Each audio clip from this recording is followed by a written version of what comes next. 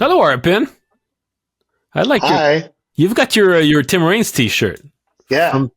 Rock's induction, Cooperstown, with the Olympic Stadium and all the numbers of all the Hall of Fame players with Expos ties. So there's 42 for Jackie Robinson, but that's more Montreal tie than an Expos tie. There's 10 for the Hawk, 30 for Rock, 8 for the Kid, 10 for Rusty. So Rocky Biddle's not there? Rocky Biddle's not there, though miraculously he will come up on our podcast a bit later on. Somehow yeah. Rocky Biddle was not inducted into the Hall of Fame. Expos legend Rocky Biddle. But yeah. No, we have more pressing matters to attend to. So I'm in St. Louis, just arrived. Forgot all my podcasting equipment, so I don't have my camera. I don't have a light. I'm so on it. It's playoff time, and everyone's getting sharper, and I'm getting duller. Yeah. Yeah. So using the integrated camera on my laptop, which is pretty decent actually, but anyhow, it's still not great. We keep reminding ourselves that we're not here for our looks, right? Yeah. So exactly. yeah. So we are here today. Hello, everybody. Welcome to the Basu and Godin Notebook. We're here today to talk mainly about the defense.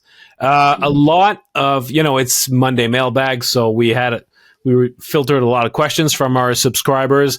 Plenty of questions were referring to the blue line and more specifically to Kaiden Guhle. So instead of discussing that topic in the mailbag, I think it's only relevant that we open with that. Kaiden Guhle was at practice this morning in Brossard wearing a competitive jersey, no contact jersey anymore, just this regular jersey, taking regular reps during the different drills, and he's flown with the team. So there is a chance that in the upcoming 4-game trip that the Canadians are starting tomorrow night in St. Louis, that he might see some action at some point. So it's an interesting development, but it raises the question: when Guhle comes in, who comes out? Yes. So this has been a very hot topic in the comments on stories, obviously our Substack chat, which I got to say, so this is our Monday episode. So, if you're a subscriber to our podcast, and thank you very much if you are, but if you're not taking part in the chat on game days, you're really missing out. It's really great. It's a very lively discussion going on every game. We have our super subscriber, Alex LaChapelle, who posts a photo. This is the game day thread. Last game, there were 289 replies. And so that's excellent. It's a lively conversation. So anyhow, a lot of the conversation is centered around what happens when Guhle comes back. Now, Guhle and Alex Carrier had formed a pretty solid pair right off the bat. As soon as Carrier arrived, that's who Martin St. Louis put him with. And that went on for a while.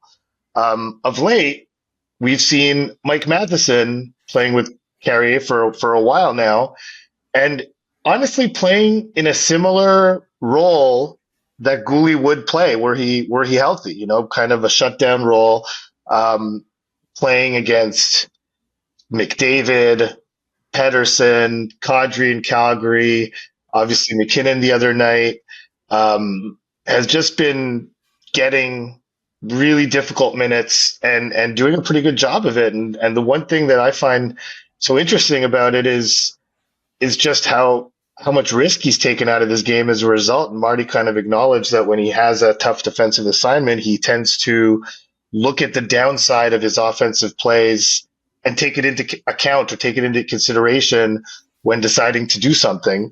So that pair has been pretty good, right? And they have a clear role.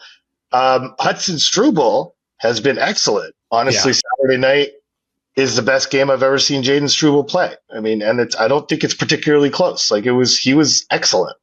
And you got to mention that it was his career high time on ice in that game. He hit the 20-minute mark on a few occasions last season, 3 times, I think. And this one was his highest time on ice, still in the 20 minutes mark, but 20 very good minutes. He's developing some nice chemistry with Hudson there. Yeah, and he's learning how to make decisions quickly. Which was a real issue. He used to err on the side of caution all the time, and that's fine. No one's going to knock you for doing that, but on occasion, you got to take some calculated risk, and I thought he did a really good job of that against Colorado and didn't look out of place because, let's be honest, that Hudson-Struble line got a lot of Brock Nelson, Arturi Lehkonen, and Marty Necas.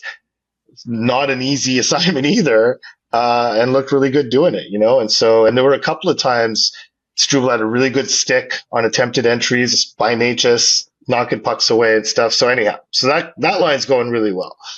And then you got the third pair. And this, the elephant in the room in this situation is that you got Arbor Jacki, who on Saturday night showed what makes him unique and what makes him hard to take out of the lineup is that guys will not run around nearly as much. And I don't know if you noticed, but the Ottawa Senators were pretty well behaved in that game last week on Tuesday. And it's not only because of Arbor Jacki, but I think that's a part of it. It's still a real thing in the NHL that when you have a guy in your lineup that can maintain some level of discipline on the other team with his fists, it changes the way players behave. It's true. It's still true. It might be an archaic thing in hockey, but it's still very true. And he does it without necessarily hurting you when he's playing at 5-on-5. His partner, on the other hand, it is. he is. But even David Savard has, penalty killing. He does well. Late game protecting a goal, 6-on-5 for the other team. He does well in that. But 5-on-5, shot blocking ability. Of course, but 5-on-5, it's tough. So if all things being equal, it seems pretty obvious what the move would be when Guhle comes back, but Savard is one of only 2 right shots on the defense.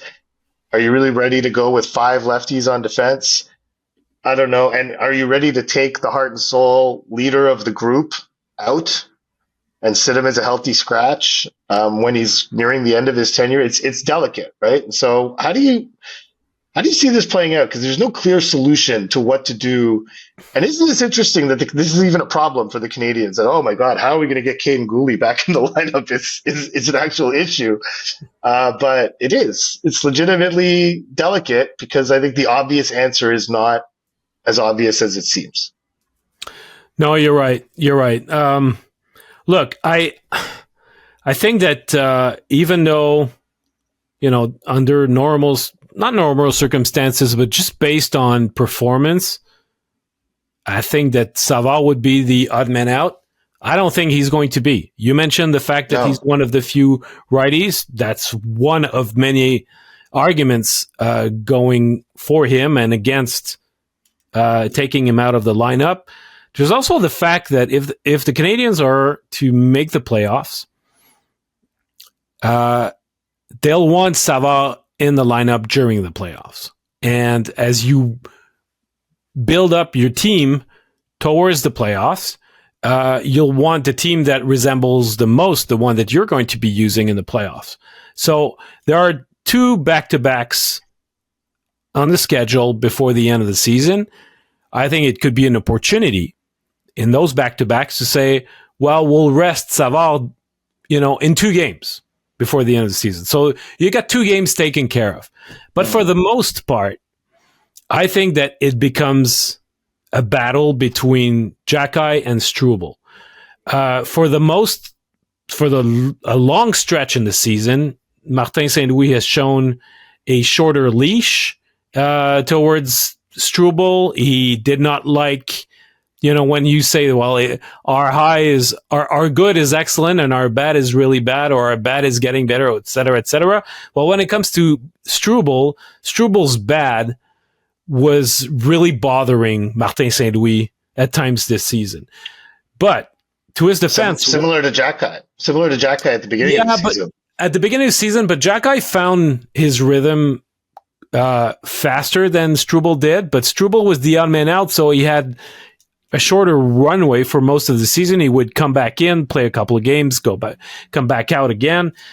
Now he's got a longer runway while Guhle's out, and he's taken advantage of it to the extent that now that he's found a level of consistency that St. Louis himself mentioned today. He said a young defenseman to find that level of consistency, it's rare. So is he really going to toy with that and say, well, I'm going to take him out because he's an easy target to a certain extent? I would find that very unfortunate. I think that it would not do any good to the kid's confidence. And I wonder what sort of message it would send. So in all likelihood, I think that Xhekaj seems to me like the most vulnerable guy because he's replaceable on the PK. Of course, Guhle comes back. Guhle plays on the PK. Xhekaj does not anymore. So you take off a guy who's not used on any of the special teams, and the guy also, who, despite his physical attributes, plays the least. And between Xhekaj and Struble right now, well, for quite a while, it's been Xhekaj between the two of them. So he seems to me like the most vulnerable of the three. And maybe an outside the box possibility, especially in the short term, until maybe things are sorted out on their own, would be to go 11-7. Because Yoel Armia has been nursing an injury to his wrist, and you can tell that he's not comfortable shooting these days. It could be an excuse for a game or two to say, you know what, we'll let him rest a bit and play 7 defensemen. But we know from talking to Martin St. Louis that he doesn't like going to that way. No. So, yeah. He hates it. It's not that he doesn't like it, he hates it. Flat out hates it. So and I think it's because, you know, and it's funny, like John Cooper, it's kind of like his secret weapon, right? Like, especially in the playoffs, when things aren't going well for the Lightning, he'll switch to 11-7 and he gets more minutes for Kucherov and Point and whoever. Like, all his best players wind up getting extra shifts on that fourth line as a result of having an empty slot there. But it messes up your D. It takes you out of rhythm. The pairings don't, you know, it's harder to manage. And so I don't see that as a realistic option, even though it might make some sense to sit Armia for a bit. But the thing is that, okay, so when you say it would send a bad message to sit Struble, not only would it send a bad message, it would just not be intelligent, right? Like, I mean, Marty is not a slave to numbers for sure. But he listens to numbers and he will listen to what his analytics people will tell him. We don't have access to what they have, but you look at Lane Hutson's most, I guess, efficient partnerships this season, among defensemen that he's played like a significant amount of time with, like his best expected goals for percentage at 5-on-5 is with Carrier, but they've only played 52 minutes together at 5-on-5. They're verging on playing 250 minutes together, Struble and Hutson, and Hutson's expected goals for percentage with Struble is 57.83. You look at it with Matheson, which is a good sample size, 51.1. Xhekaj, 50.61.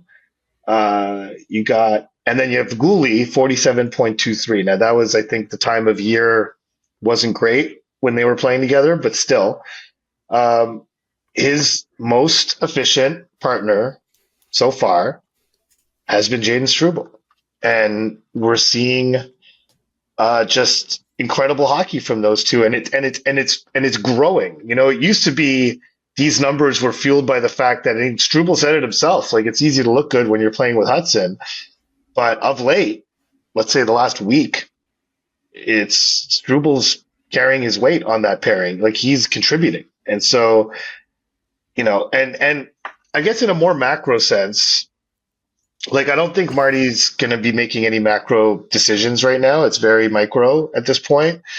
But from a macro sense, like, where does Jayden Struble fit in the grand scheme of things in the puzzle? You know, like, because if you say, I agree with you that right now, Strubal's harder to take out of the lineup than Xhekaj, but long term, Strubal's below Xhekaj in terms of where they see, I think, in terms of what they see as the future defense of the Canadians, just because of Xhekaj's uniqueness.